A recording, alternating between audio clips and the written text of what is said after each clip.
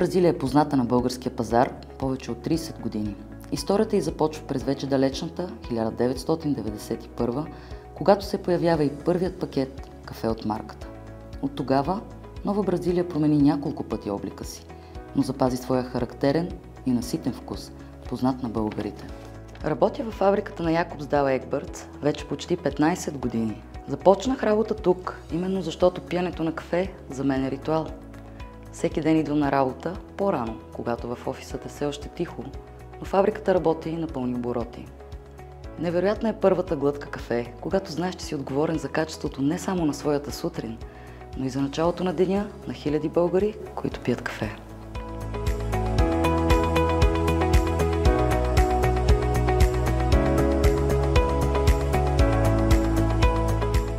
Повече от 20 години създавам кафе, което е едно от най-предпочитаните на пазара, а работата ми научи на отдаденост и отговорност към хората.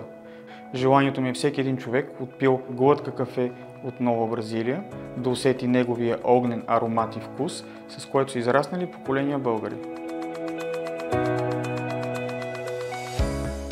Качествата и вкуса на Нова Бразилия са ключови фактори, които го правят най-предпочитаното кафе в България, в сегмента печено и мляно, според данни на Нилсън България за 2022.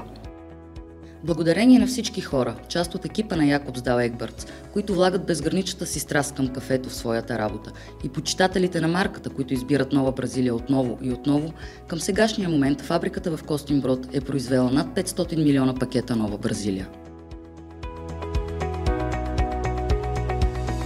Постигаме качеството на Нова Бразилия, като проследяваме всяка една партида зелено кафе, през добива до доставката и производствения процес. Контролираме изпичането, смилането и пакетирането, както и износа на наши и чужди пазари. Нашето мото е "Качеството започва от мен". И именно с него всеки служител работи не само в съзнанието си, но и в сърцето си. Това ни помага да постигаме отлични резултати вече 30 години.